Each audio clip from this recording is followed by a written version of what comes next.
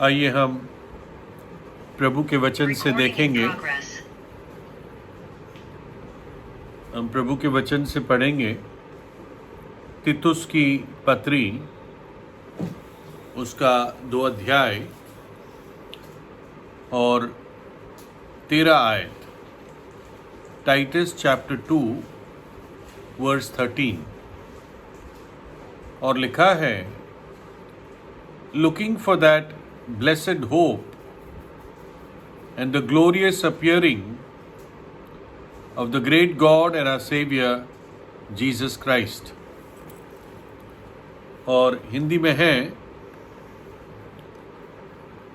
तीतुस 2:13, और उस धन्य आशा की अर्थात अपने महान परमेश्वर और उद्धारकर्ता यीशु मसीह की महिमा के प्रकट होने की बाट जोते हैं। प्रार्थना करेंगे। प्रभु जी, आपके वचन के लिए हम धन्यवाद देते हैं और हम प्रार्थना करते हैं कि इस वचन पर आप आशीष दीजिए, इसके पढ़े जाने पर, और अब जो समय है जब इसमें से हम सीखते हैं, आप पवित्र आत्मा प्रभु हमें सिखाएं और अपनी सारी सत्यों में हमें आगे ले जाएं, और हमें अपने आगमन के लिए आप तैयार कीजिए। हमारी आशा को आप बढ़ाएं। यीशु मसीह के लहू में आप मुझे धोकर पवित्र करें, और सारे वातावरण को और कनेक्शन को आप अपने अधीन रखें। धन्यवाद देते हैं, प्रभु यीशु के नाम में प्रार्थना मांगते हैं, आमीन। तो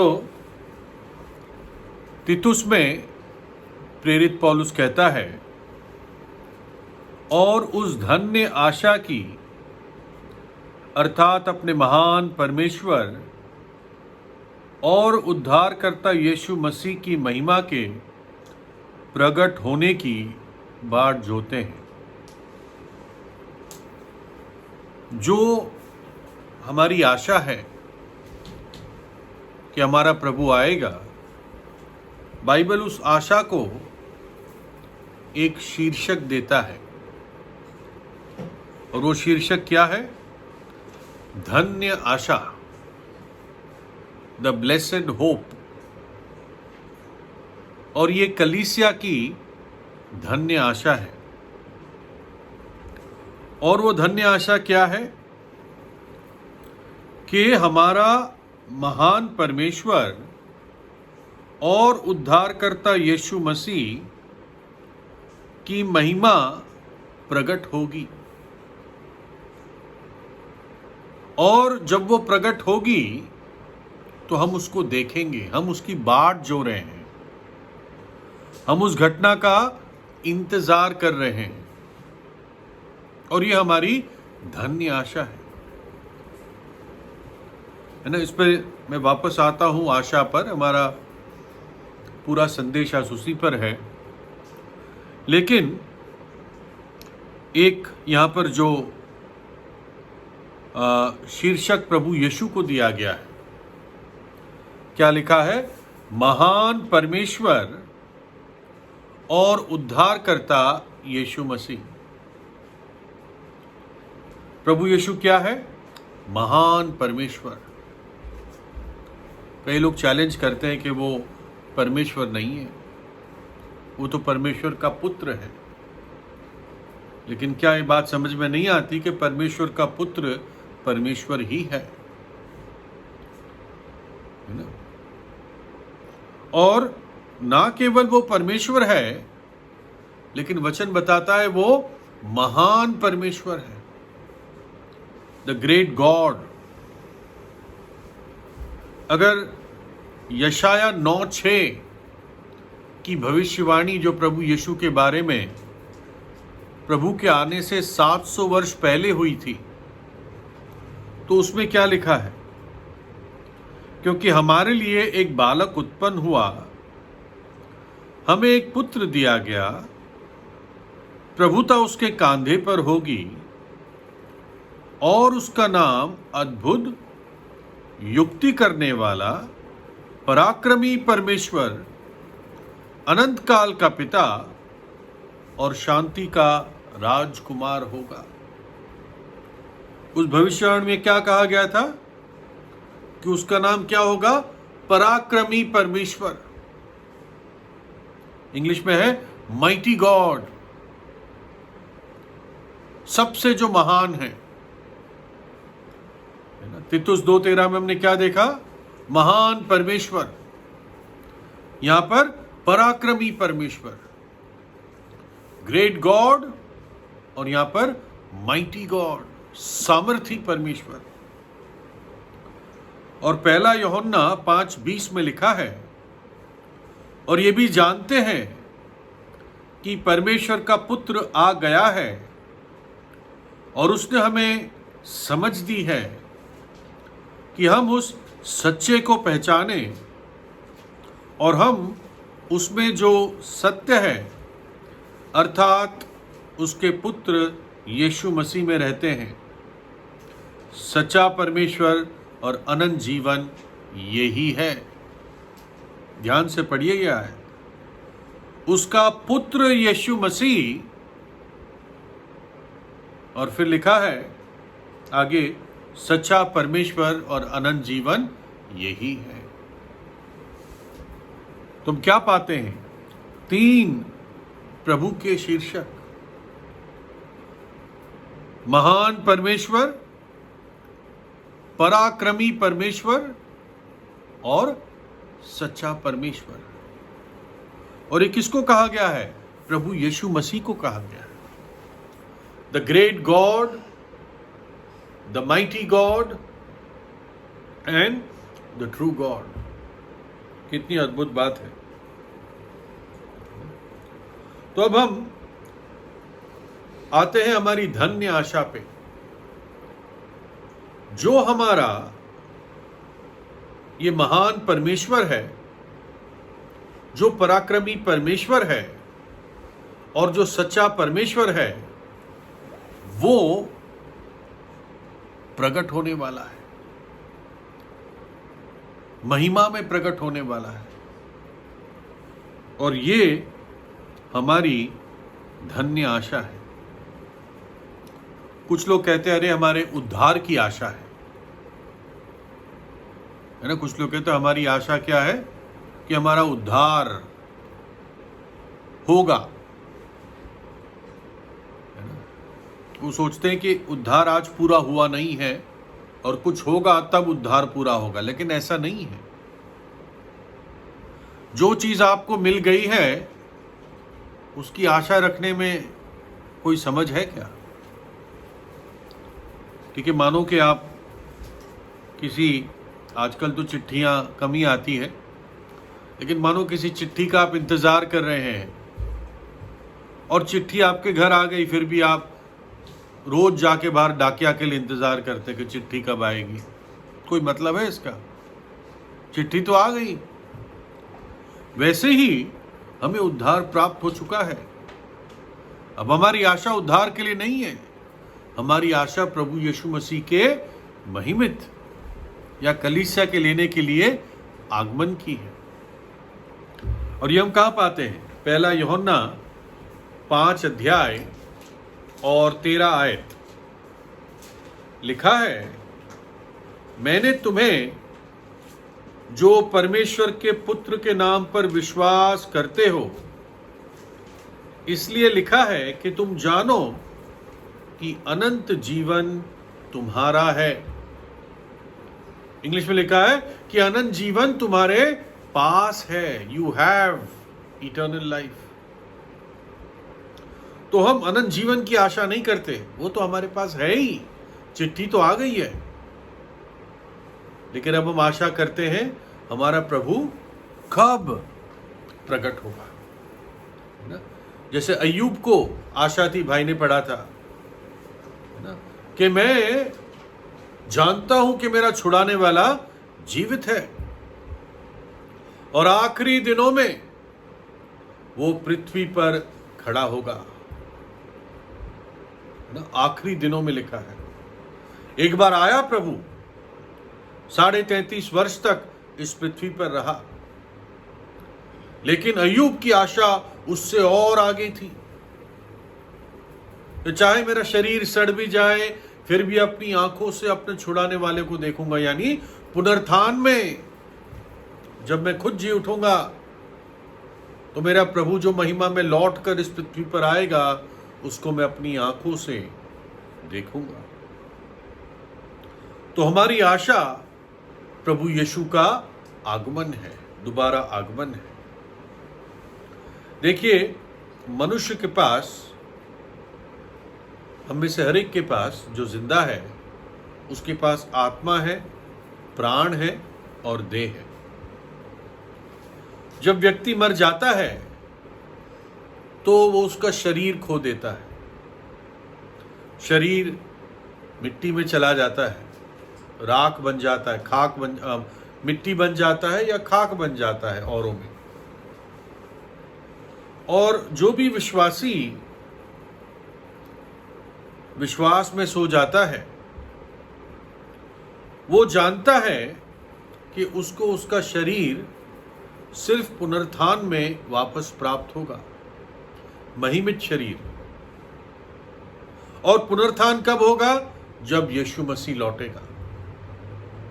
तो इसलिए जो भी सच्चा विश्वासी अपने आंख इस पृथ्वी पर बंद करता है, मसीह में सो जाता है, वो उस आशा में सोता है कि मेरा प्रभु दोबारा आएगा, और ना केवल दोबारा आएगा परंतु शीघ्र आएगा, और मैं बादलों में, हवा में मेरे प्रभु को मिलूंगा। पहला थिस्सलुनीयों 4 अध्याय और 13 से 18 कैसे कलीसिया उठा ली जाएगी। हे भाइयों, हम नहीं चाहते कि तुम उनके विषय में जो सो गए हैं अज्ञान रहो। ऐसा ना हो कि तुम औरों की नाई शोक करो जिन्हें आशा नहीं। क्योंकि यदि हम प्रतीति करते हैं कि यीशु मरा और जी भी उठा, तो वैसे ही परमेश्वर उन्हें भी जो यीशु मसीह में सो गए हैं उसी के साथ ले आएगा। क्योंकि हम प्रभु के वचन के अनुसार तुमसे ये कहते हैं कि हम जो जीवित है और प्रभु के आने तक बचे रहेंगे, तो सोए हुओं से कभी आगे ना जाएंगे। क्योंकि प्रभु आप ही स्वर्ग से उतरेगा, उस समय ललकार और प्रधान दूत का शब्द सुनाई देगा, और परमेश्वर की तुरी फूकी जाएगी, और जो मसीह में मरे हैं वे पहले जी उठेंगे। तब हम जो जीवित और बचे रहेंगे उनके साथ बादलों पर उठा लिए जाएंगे कि हवा में प्रभु से मिले, और इसी रीति से हम सदा प्रभु के साथ रहेंगे। सो इन बातों से एक दूसरे को शांति दिया करो। बहुत मुख्य भाग है ये, हमारे धन्य आशा को समझाता हुआ। पहला कुरिन्थियों 15 अध्याय 50-51 भी इसके साथ साथ जुड़ा हुआ बहुत मुख्य भाग है कि कैसे जो मसीह में सो गए हैं और जो मसीह के विश्वास में तब जीवित होंगे, कैसे हम प्रभु के सामने प्रकट होंगे। बहुत बड़ी घटना होगी पूरी दुनिया में, और हम बदल जाएंगे। एक ऐसा युग आएगा जिसकी इच्छा आदमी हमेशा करता रहा है, वो केवल प्रभु यीशु मसीह के आगमन के बाद आएगा। तो अब हम इसके कुछ और विषयों को देखते हैं कि जो ये धन्य आशा रखता है उसके जीवन पर क्या प्रभाव पड़ता है। पहला यूहन्ना 3 अध्याय 1 से 3। देखो, पिता ने हमसे कैसा प्रेम किया है कि हम परमेश्वर की संतान कहलाए, और हम है भी। इस कारण संसार हमें नहीं जानता क्योंकि उसने उसे भी नहीं जाना। हे प्रियो, अभी हम परमेश्वर की संतान हैं और अब तक ये प्रकट नहीं हुआ कि हम क्या कुछ होंगे। इतना जानते हैं कि जब वो प्रकट होगा तो हम भी उसके समान हो जाएंगे, क्योंकि उसको वैसा ही देखेंगे जैसा वो है। और जो कोई उस पर ये आशा रखता है वो अपने आप को वैसा ही पवित्र करता है जैसा वो पवित्र है। तो ये आशा कैसी आशा है? ये आशा हमें पवित्र करती है, ये आशा हमें शुद्ध करती है। देखिए, इस जो मैंने हिस्सा पढ़ा वो कहता है, देखो पिता ने हमसे कैसा प्रेम किया। वो पिता के प्रेम को याद दिलाता है, क्योंकि पिता ने हमसे प्रेम किया इसलिए उसने अपना इकलौता पुत्र हमारे लिए बलिदान होने को दिया, जिस कारण हम परमेश्वर की संतान बने। और क्योंकि परमेश्वर हमसे प्रेम करता है, उसकी इच्छा है कि हम एक दिन उसके साथ और सदा के लिए जीवित रहे। तो उद्धार शुरुआत से लेकर आखिर तक परमेश्वर के प्रेम का एक प्रगटीकरण है। हमारा उद्धार विश्वास से हुआ, लेकिन परमेश्वर के अनुग्रह के कारण हुआ, है ना? और वो क्यों हुआ? क्योंकि वो हमसे प्रेम रखता है और बदले में अब हम भी परमेश्वर से प्रेम रखते हैं। और इसलिए हम प्रभु के विरुद्ध पाप नहीं करना चाहते। एक अविश्वासी जो पाप करता है वो इस तरह से है कि एक सृष्टि ने सृष्टिकर्ता के विरोध में पाप किया, क्योंकि वो अविश्वासी है। लेकिन जो विश्वासी पाप करता है वो अपने पिता के विरोध में पाप करता है, क्योंकि विश्वासी परमेश्वर की संतान है। एक अविश्वासी नियम, कानून और व्यवस्था के विरोध में पाप करता है, लेकिन एक विश्वासी प्रेम के विरोध में पाप करता है। देखिए, कई बार हम यहोवा के भय के बारे में पढ़ते हैं, विशेषकर नीति वचन में, या एक जगह अय्यूब में भी है ना, यहोवा का भय। अय्यूब के बारे में कहा जाता था वो परमेश्वर का भय मानता था। तो नीति वचन 16:6 में लिखा है, अधर्म का प्रायश्चित कृपा और सच्चाई से होता है, और यहोवा के भय मानने के द्वारा मनुष्य बुराई करने से बच जाते हैं। यानी यहोवा के भय से आदमी बुराई से और पाप से बचता है। इसलिए मेरे और आपकी पहली प्रार्थना, प्रभु मुझे अपना भय दे, हमारे बच्चों को अपना भय दे, उनके जीवन में, उनके मस्तिष्क में, उनकी दृष्टि में, उनके कानों में अपना भय दे। अपने आप को पाप और बुराई से बचे रहेंगे। ये भय है, ये डर नहीं है। डरते हम उग्रवादियों से डरते हैं, कुछ लोग भूतों से डरते हैं, कुछ लोग अंधेरे से डरते हैं, लेकिन ये यहोवा का भय है, प्रभु का भय है ना। इसको कैसे समझे?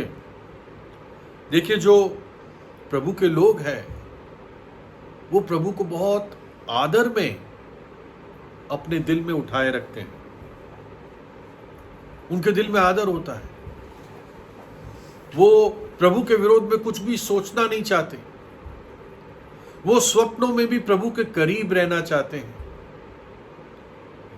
और वो कभी भी नहीं चाहते कि मैं प्रभु की आज्ञा तोड़ूं, और कभी भी मैं प्रभु को परखूं, उसके नाक में दम करूं, वो कभी नहीं चाहते। एक मैं उदाहरण पढ़ रहा था कल ही कि एक जवानों का ग्रुप था और वो पार्टी में गए थे, और फिर पार्टी में जिसने भी पार्टी दी थी, खाना पीना हो गया, किसी ने कहा चलो अब उस रेस्टोरेंट में चलते हैं। तो एक लड़की बोली नहीं नहीं, मुझे घर छोड़ दो, मैं वहाँ नहीं जाऊँगी, क्योंकि वहाँ का माहौल ऐसा था और मेरे माँ बाप को वहाँ मेरा जाना अच्छा नहीं लगता। तो एक दूसरी लड़की बोली अच्छा, डर रहे हो कि बाप पिटाई करेगा, चोट पहुँचाएगा? उसने कहा नहीं, मुझे ये डर नहीं है कि मेरा फादर मुझे चोट पहुँचाएगा, मुझे ये डर है कि मैं उसे चोट पहुँचाऊंगी। है ना, कि एक सच्चा परमेश्वर का जो व्यक्ति होता है, संतान होता है, उसने प्रभु के प्रेम को अनुभव किया है, और वो कभी नहीं चाहेगा कि मैं प्रभु के दिल को, उसके कोमल हृदय को चोट पहुंचाऊं। तो इस रीति से एक व्यक्ति जो धन्य आशा रखता है, वो अपने आप को पवित्र रखता है या रखती है, और अपने आप को संसार से बचा के रखता है या रखती है। तो ऐसे ये धन्य आशा कि मेरा प्रभु आने वाला है, मैं प्रभु के विरोध में जाऊंगा नहीं, इस भय से हम अपने आप को पवित्र करते हैं।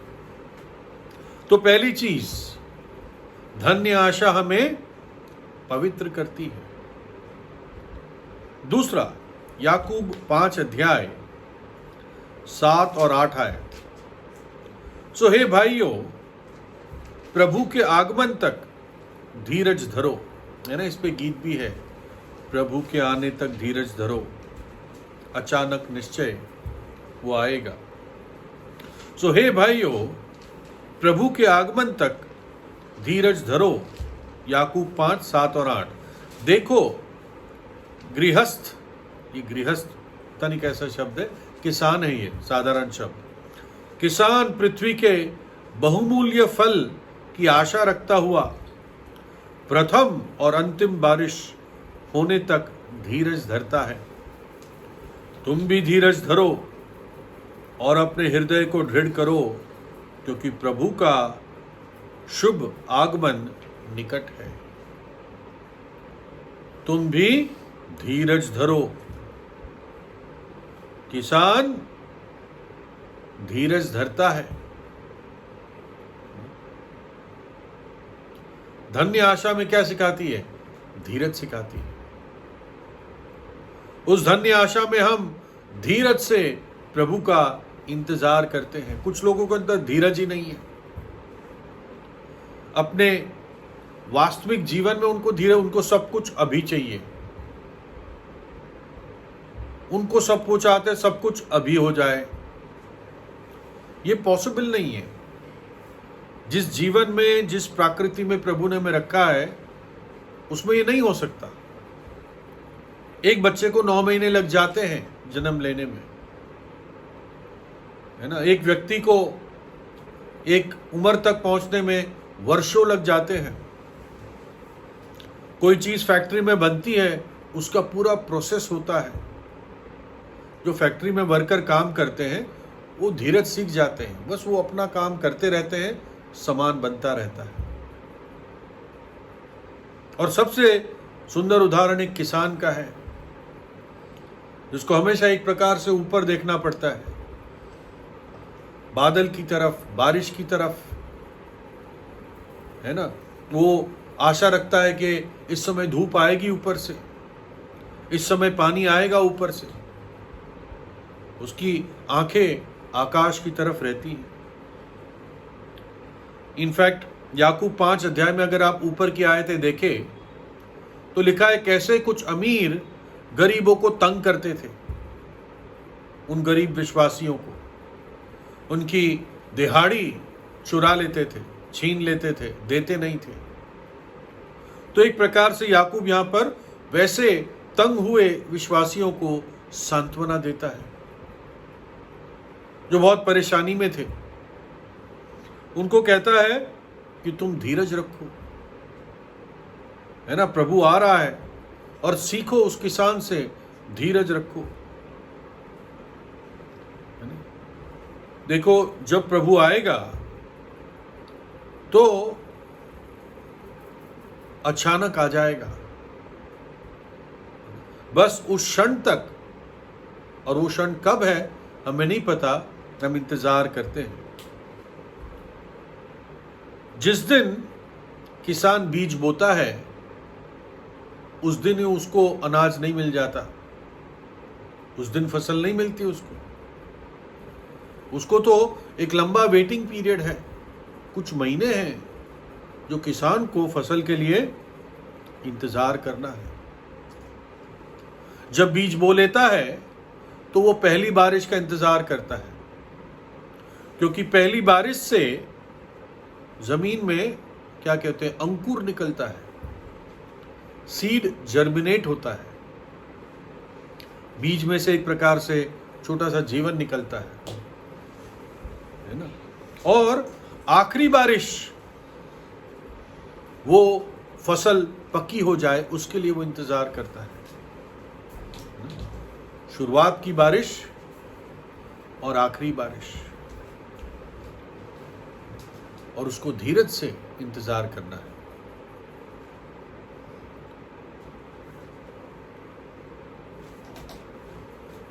ये भी एक उदाहरण के रूप में है कि पेंटिकॉस्ट के दिन पवित्र आत्मा आया और बहुत सारे लोगों का एक साथ उद्धार हुआ। तेजी से वचन फैला संसार में, प्रेरितों के काम में देखते हैं। एक प्रकार से वो पहली बारिश थी, और प्रभु के एकदम आगमन से पहले शायद एक आखिरी बारिश होगी कि वापस थोड़े से प्रभु के लोग, उनके दिल में सुसमाचार के लिए आग लग जाएगी, और लोग पूरी दुनिया में अद्भुत रीति से वचन को फैलाएंगे। ये शायद आखिरी बारिश होगी, पहली बारिश और आखिरी बारिश। और कितना अद्भुत होगा कि हम गवाही देते होंगे, सुसमाचार प्रचार कर रहे होंगे, और एकदम प्रभु आ जाएगा। इससे क्या बेहतर है कि ऐसे व्यवहार से हम प्रभु के आगमन का, प्रभु को वेलकम करें, उसका स्वागत करें। तो दूसरी चीज, हमारी धन्य आशा हमें धीरज सिखाती है। तीसरा, बहुत लंबा नहीं है, तीसरा, हमें जागते रहना है। हमारी धन्य आशा हमें जागना सिखाती है। मरकुस 13 अध्याय 35 से 37।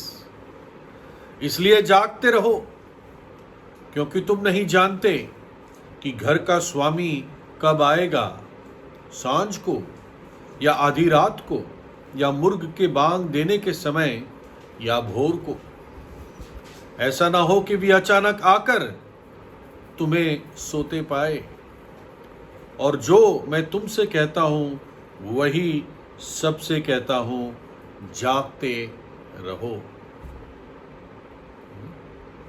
अपने आत्मिक जीवन में सो मत जाना, है ना, आलसी मत हो जाना, जागते रहना, क्योंकि तुम्हारा स्वामी लौट कर आता है। संसार की बातों में, संसार के चमक धमक में, संसार के ऐशो आराम में उलझ न जाना। अगर हम जागते हुए हैं तो हमें ये होगा कि स्वामी कभी भी आ सकता है, और स्वामी को क्या चीज पसंद है। मानो कि एक बड़ा घराना है, नौकर है कई, और उनको मालूम है स्वामी कभी भी आएगा, पता नहीं चलेगा, है ना।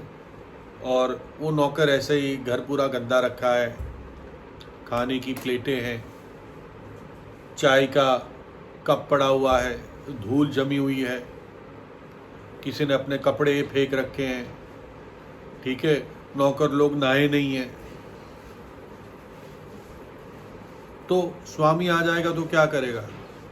स्वामी पहले मौके पर उन सबको बाहर निकालेगा, कहेगा बाहर निकलो तुम, धक्का मारेगा उनको वहां से। तो हमें इस बात के बारे में सेंसिटिव होना है, कोमल विवेक से होना है कि हमारे स्वामी को क्या पसंद है। हमें जागते रहना है। जब वो आए तो ऐसा ना हो कि सवालिया चीजें हम करते हुए पाए जाए, या ऐसी जगहों में पाए जाए जो उसके आगमन पर आपको पाया ना जाना चाहिए, या पैसे की होड़ में लगे हुए हैं, पैसे के पीछे भाग रहे हैं, बिना सोचे समझे जो भी पैसा मिलता है खर्च कर देते हैं, उधार के कर्जे के बोझ में दब गए हैं, मुंह छिपाते फिर रहे हैं जिनसे कर्जा लिया है, या फिर आप प्रभु के लिए दे रहे हैं, प्रभु की सेवा के लिए दे रहे हैं, स्वर्ग में धन इकट्ठा कर रहे हैं,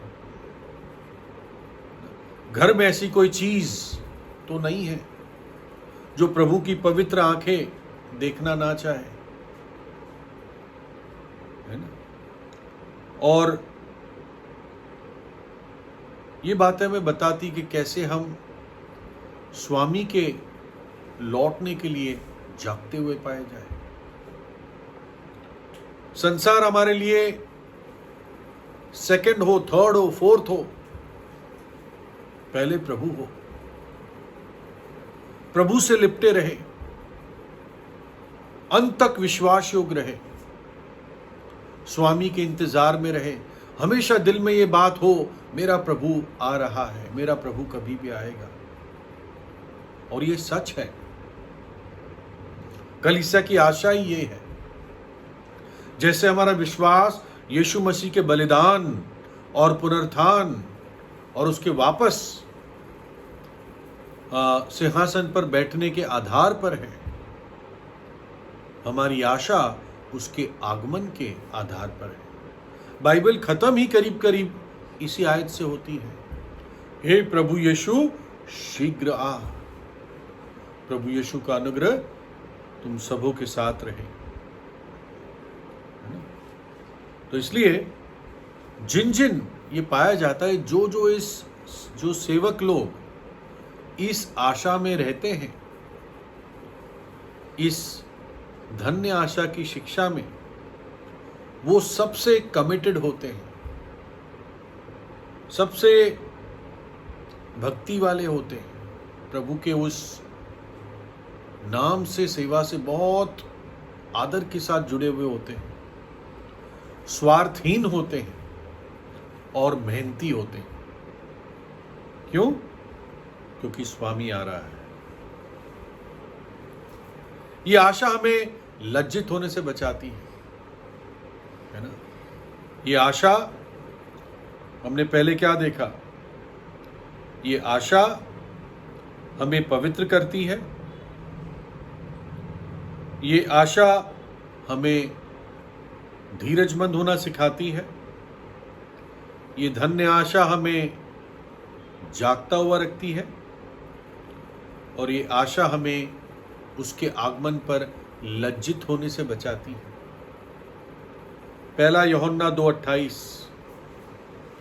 निदान है बालकों, उसमें बने रहो, कि जब वो प्रकट हो तो हमें हियाब हो और हम उसके आने पर उसके सामने लज्जित न हो।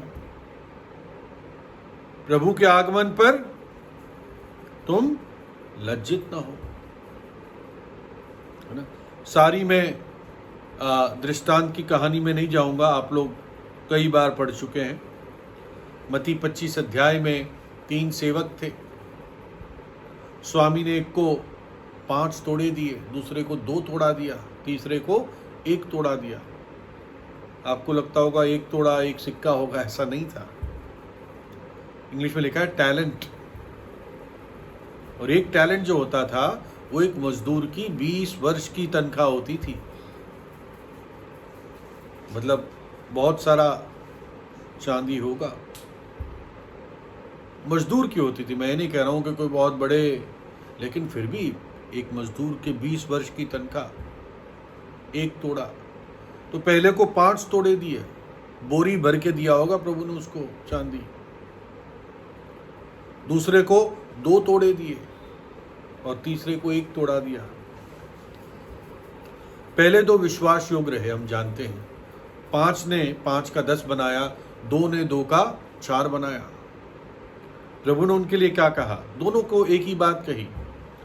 23 मत्ती 25:23 उसके स्वामी ने उससे कहा, धन्य है अच्छे और विश्वास योग्य दास, तू थोड़े में विश्वास योग्य रहा। बताइए, बोरी भर के चांदी दिया, प्रभु कहते मैंने थोड़ा दिया था तुझे।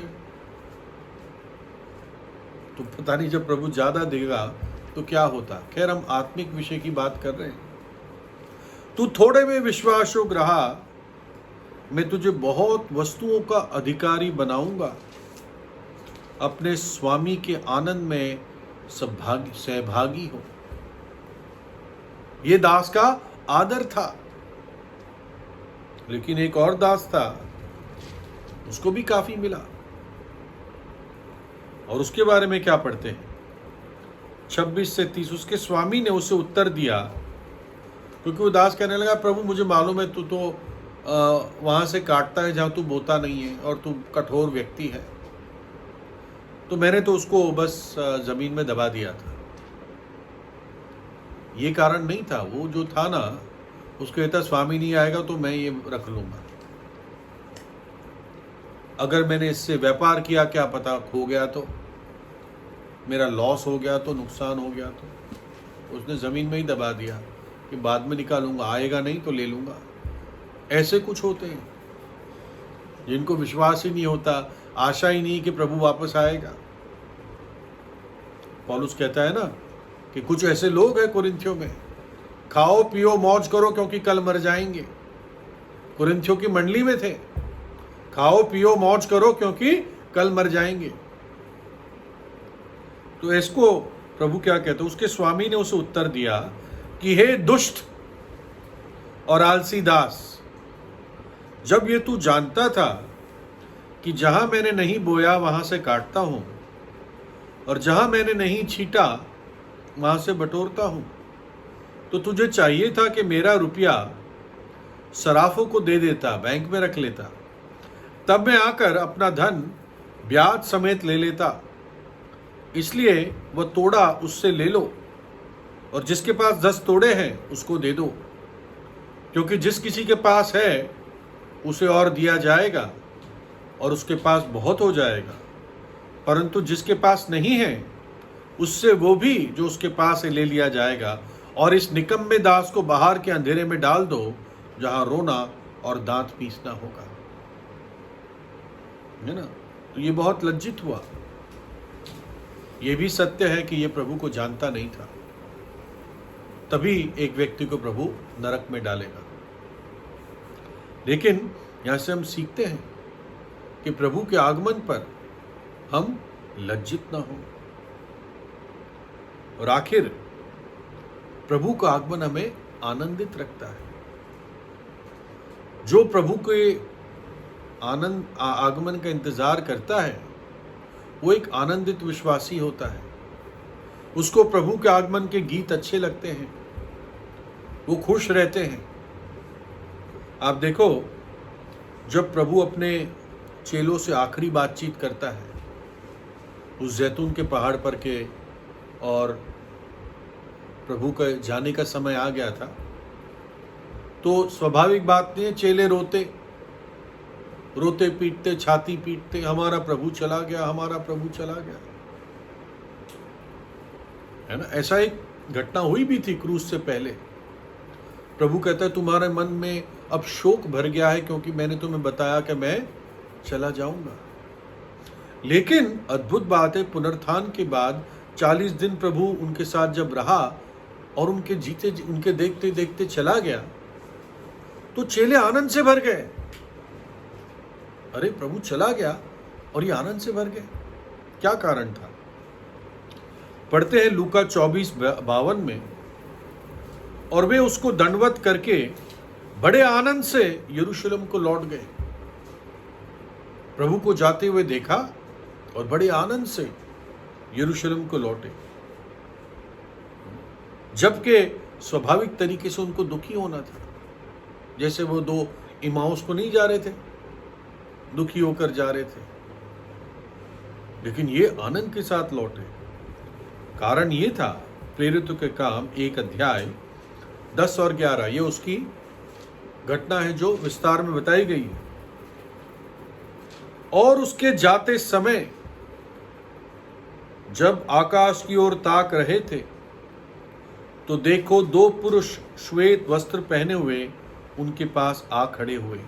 जब चेले देख रहे थे कि प्रभु बादलों में अब धीरे धीरे धीरे धीरे हमारी दृष्टि से गायब हो रहा है, तो उनकी आंखें ऊपर थी, तो एकदम पाया कि 2 श्वेत वस्त्र में 2 पुरुष खड़े हुए, 2 स्वर्गदूत थे। कुछ कहते हैं मूसा और एलिया थे, हमें नहीं मालूम। और वो क्या कहने लगे, हे गलीली पुरुषों, तुम क्यों खड़े स्वर्ग की ओर, आकाश की ओर देख रहे हो? यही यीशु जो तुम्हारे पास से स्वर्ग पर उठा लिया गया, जिस रीति से तुमने उसे स्वर्ग को जाते देखा, उसी रीति से वो फिर आएगा। और ये बात सुनकर उनका मन, उनका हृदय आनंद से भर गया, और वो आनंद के साथ यरूशलेम को लौटे। प्रभु के आगमन पर सब खत्म नहीं हो जाना है, ये याद रखना। भयंकर युद्ध होंगे और बहुत खून खराबा होगा, बहुत, मतलब ये समझो कि 1/3 या 1/3 से ज्यादा दुनिया की भीड़ खत्म हो जाएगी, बहुत बदलाव आएंगे और प्रभु यीशु का राज्य आएगा, है ना। सड़कें ऐसी नहीं होगी, फिर सब कुछ बदलेगा, क्योंकि अब प्रभु के लोग सारा एडमिनिस्ट्रेशन संभालेंगे, है ना। प्रभुता उसके कांधे पर होगी, प्रभु यीशु की गवर्नमेंट चलेगी पूरी दुनिया में, है ना। ये सारे जो भ्रष्टाचारी, गाली देने वाले, दुष्ट, कुरूप, कई सारे ऐसे नेता नहीं होंगे, है ना। हमारा प्रभु यीशु राज करेगा और उसके नीचे उसके लोग होंगे। इज़राइल फिर से ऊंचाई पर आएगा। लोग इज़राइल के पास एक प्रकार से इज़राइल के तलवे चाटेंगे कि यार हमें अपने प्रभु से मिला दे, है ना। समय बदल जाएगा। कुछ लोग कहते हैं अरे तुम लोग प्रभु आएगा बोलते रहते हो, तो यार काम क्यों करते हो, अपने मकान क्यों बनाते हो, जॉब क्यों करते हो? अरे प्रभु आएगा, उसके बाद जो 7 साल का भयानक समय आएगा, उसके बाद फिर से जीवन चलेगा इस दुनिया में, हम महिमित शरीर में होंगे। लेकिन महाक्लेश के समय कई लोग जो विश्वास करेंगे, जो छोटे बच्चे रह जाएंगे उठाए जाने के बाद, जिन्होंने प्रभु के बारे में नहीं सुना, उन सबको उद्धार का मौका मिलेगा। और हम देखते हैं कि प्रभु जो भेड़ राज्य है उनको 1000 वर्ष में प्रवेश कराएगा, है ना। वो एक अलग विषय है ना। तो ये नहीं है कि सब कुछ खत्म हो जाएगा। 1000 वर्ष का राज होगा और फिर हम समय में नहीं बांधे जाएंगे। फिर आपको सेल फोन की जरूरत नहीं पड़ेगी। प्रभु हमें ऐसे महिमित शरीर देगा जो इस मांस और लहू का नहीं होगा, है ना। जैसे प्रभु यीशु का था वैसे हमारा होगा, है ना। तो इसलिए वो आनंद से भरकर यरूशलेम को लौटे ना। इसलिए एक सवाल है, क्या मैं और आप प्रभु के आगमन के लिए तैयार हैं? क्या हमारे पास वो धन्य आशा है? वो धन्य आशा एक विश्वासी को पवित्र करती है। वो धन्य आशा एक विश्वासी को धीरजमंद बनाती है कि प्रभु के आगमन के लिए धीरज से बाट जोए। वो धन्य आशा हमें जागता हुआ रखती है कि मेरा स्वामी कभी भी आएगा।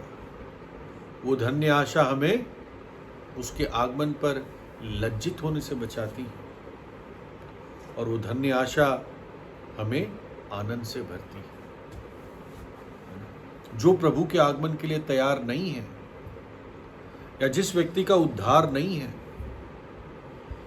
ना, जिस व्यक्ति का उद्धार नहीं है, निश्चित रूप से वो जाने प्रभु अपने आगमन में उस व्यक्ति को नहीं ले जाएगा। सिर्फ उद्धार पाए हुए, छोटे से छोटा कल या 1 घंटे या 1 मिनट उद्धार पाए हुए पहले विश्वासी को भी प्रभु ले जाएगा। लेकिन जिसने उद्धार नहीं पाया, जिसने प्रभु को अपना जीवन नहीं दिया, अपने हृदय में नहीं बुलाया, वो नहीं जाएगा। वो भयानक उस महाक्लेश से जाएगा और फिर वो मसीह विरोधी के चिन्ह को लेगा, क्योंकि सही समय पर उसने सत्य के प्रेम को ग्रहण नहीं किया। तो इसलिए फिर वो झूठ पर ही विश्वास करेगा या करेगी और मसीह विरोधी का चिन्ह लेगा। और जो भी चिन्ह लेगा, लिखा है, वो अनंत काल तक वो व्यक्ति नाश हो जाएगा। आपको मालूम है नरक में कैसा अनुभव होता है? मैं तो नहीं गया, लेकिन जैसे हमें समझ में आता है, जब एक व्यक्ति मरता है ना, तो जो अनुभव एक व्यक्ति मरते हुए पाता है, अविश्वासी की बात कर रहा हूँ, विश्वासी तो खुशी से प्रभु की उपस्थिति में प्रवेश करता है, लेकिन जो अविश्वासी मरते समय जो अनुभव करता है ना, जो संघर्ष, जो डर और जो इनसिक्योरिटी, असुरक्षा, तो अनंत काल तक वो नरक में वो ही अनुभव करता रहेगा और मरेगा नहीं। ऐसे एक परमेश्वर के जन ने समझाया है। इसलिए उस जगह को ही सेकेंड डेथ कहा गया है, दूसरी मृत्यु। उस जगह का नाम ही है, बाइबल बताती है। तो इसलिए प्रभु को हल्की तौर से जानना, प्रभु से संबंध ठीक ना करना, उसके उद्धार को, उसके अनंत जीवन को ग्रहण ना करना, ये बहुत गंभीर बात है।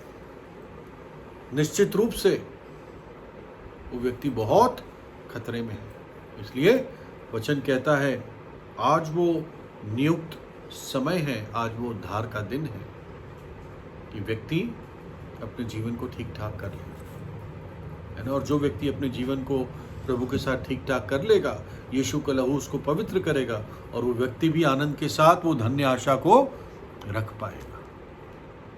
प्रभु हमारी सहायता करे, अपने वचन पर आशीष दे। हम में से कोई भाई